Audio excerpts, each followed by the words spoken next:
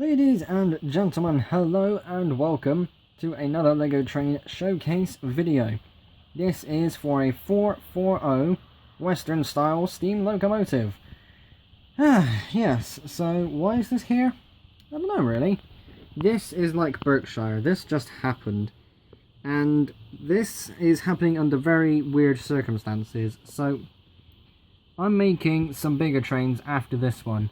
And I might need the parts from this locomotive here. So I've got plans to make some giants, and I decided to make this in the worst two colours possible, light grey and black, because those are going to be needed for the wheelbases and potentially more.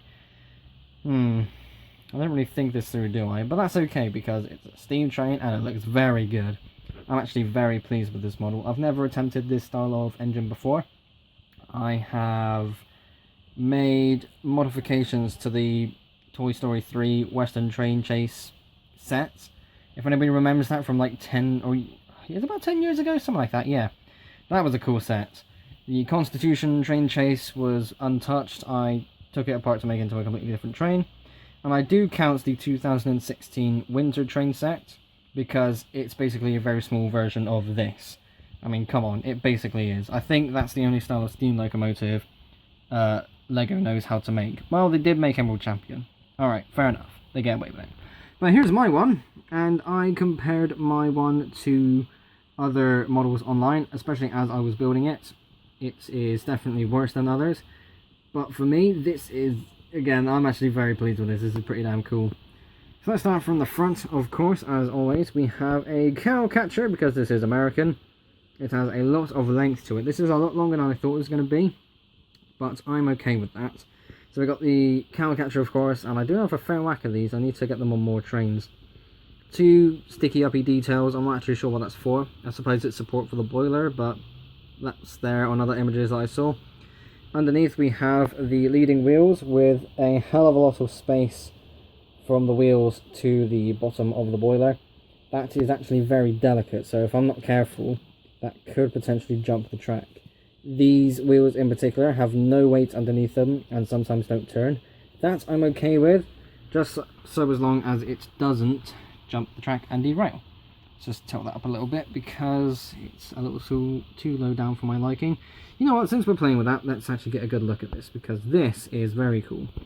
This is the cylinder detail that I've got on the same side as well. This is symmetric, and it works like a charm. It's a very long detail too, because normally the cylinders are about here, but this is all the way over here by the front. Why was it designed that way? Well, actually, that's a very old train, so alright, they get away with it again. Let's go back to here, because this, yeah, let me take this off, because this has a lot going on. Oh, without dropping it. So this is the headlamp detail, again, all in black except for the light itself, which is, this is a ghoulish green, sort of like a Monster Fighter style green. Not the best colour to use, but you know what, let's just keep it. It's on the train now. But yes, I built this in about 5 seconds. But what I have here, so I got this L plate here, a 2x2 square piece with one stud in the middle, and then the two round pieces. It took me forever to find that 2x2 with the one stud in the middle. Absolutely irritating. But it's been built, and here it is now. Oh god, I've got to do this one-handed. Might not go well. Come on, I've done this before. There we go. It's back on there. Excellent. Yeah, so that sits there. We have the funnel as well. This is actually quite weak. I might as well take this one off too. Now, I don't have any cone pieces, but I do have a lot of these tool rounder pieces. So that's what I'm using for the funnel. I was going to use some like one by one, like some of these, but in like different colours, just to fill these holes. But I don't know. I quite like that actually. It looks different. It looks nice. I've got to be careful again now. Why am I taking apart my train during the video? What's wrong with me? Unless you haven't seen already, I am not a professional. Let's move this forward. Let's get a good look at that cylinder detail again as we move it forward. Very nice. So we got some domes going on here. This is the main dome. And there's this wire detail connection to the dome. Again, that's something I'm not quite sure on, but I've been able to replicate that pretty well actually. I do like that. It does connect to this and then to the whistles, so it's definitely got to do something. And this thing is the bell, and this is pretty much built up as it was on Constitution Train Chase. So that's very good. It saved me a bit of building time. And it does look very cool actually. So moving this up a little bit, you can get a better look of it there. And it does look pretty damn cool. I need to look at the pictures again. I don't know if this is supposed to be stood up like that, or if it leans forward a little bit. Let's lean it forward a little bit again because that's what it was like earlier. It's pretty good though. I nearly used the big shiny bell piece, which isn't Lego. But again, this just looks so much better, so I went with that. I've got this long sort of bar piece. This is from a really old sort of racer set. I've got a few of these as well, so after seeing that I thought, yeah, may as well chuck that on, why not? The whistles, of course, I'm assuming that's where the whistles live. Couldn't quite see it anywhere else, so yeah, that's where they live now.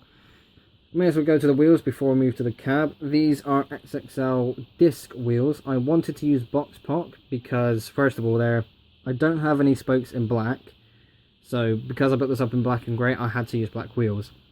I had yellow ones with lots of spokes, and that was the original plan, but again, things changed. So I went with these. The box POC ones are a preferred design, in my opinion, but they all slid around too much. These disc wheels behave a lot better. So I'm going with that.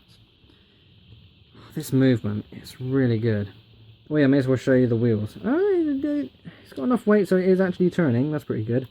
Sometimes when I'm moving the train, it kind of just, well, without taking it off the track, it would look like that, where the rear set is turning, but these front ones are not. Right, that's that one. Moving to the cab. The cab is interesting, I have to say that, because it was built up after I made the boiler. So it's made of, hang on, I need to disconnect the tender. I want to do it this way because I can't afford to do it any other way. Right, let's move that one off the track. Let's actually turn this on its side. So inside it is quite big, very empty of course, because I don't do interior details, because I'm not that good at building trains. I'm good on the outside, but bad on the inside. Got these massive windows. Again, these are from the knockoff train set.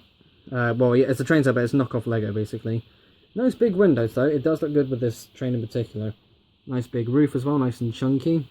And, yeah. You can kind of, well, you can't actually see, but if I showed you me building this as, you know, in real time, basically, like a live Lego build, that's a reminder, actually. I need to do some more live Lego builds in the future. But, yes, you would basically see how this will be built on first, after attaching it to some plates on the boiler. Then I will build the walls, and it's all being connected by the roof. Which is quite bad of me, because I'm supposed to build this first, and then I go into the boiler. But yeah. And, oh yeah, I may as well show you underneath how it connects to the tender. So, this front, look at that dangling action. Good God, that's awful. Right, where were we? This thing. So, because the wheels are stopping here rather than closer to the end, that's going to stick this out a little bit more than I would like. So what I've got is a 2x3 with a centre hole here, and a little Technic setup to connect to the tender. So when it articulates around a corner, it doesn't derail, it doesn't collide, and it all behaves and looks good. And now the tender, which is a box without a roof. Literally put together in what I'd say 10 minutes, 15 maybe.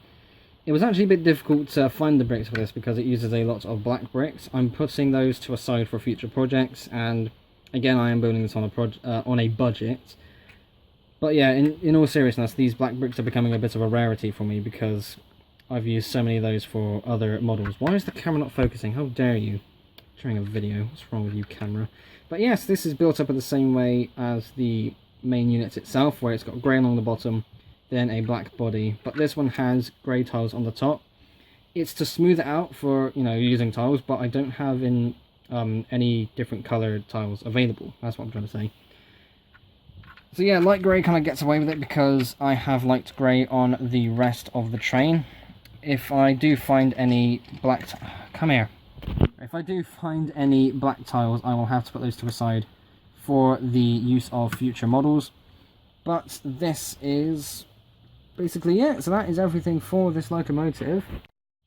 Now, I don't know how long this train is going to last. I don't see myself really using this for much else in the future, but I wonder because so many times in the past I've made a train and it's just been built and it's been destroyed soon after for something else. Which is something I'm okay with, because with some of those trains it's like an experimental sort of thing. If I did this design, how would it work? If I tried this building mechanism, would that fit? And yeah. So this is a bit of both, but yeah, because I'm using black and grey Brits, those are two colours that I use for wheelbases on my larger locos. I wonder how long this thing will last. If it does last in the future, I'll do some more videos with it, but here and now, this is the end of this video. So yeah, hopefully, fingers crossed, this will make another appearance. If it doesn't, then it's understandable, but if it does, yes, because I like this one.